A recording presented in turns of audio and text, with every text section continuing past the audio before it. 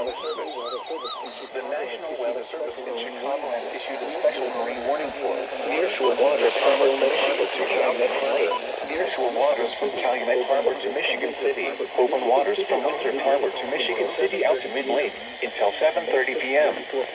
At 6:34 p.m., strong thunderstorms were located along the Beaver, from near Harrison Beaver, to near Jackson Park Harbor, moving northeast at 40 knots.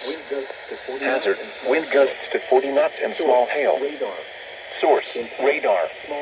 Impact, small craft could be damaged in briefly higher winds and suddenly higher waves.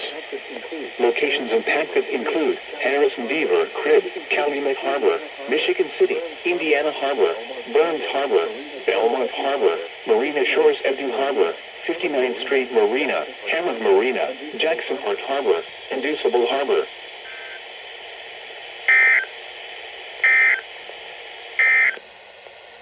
The current time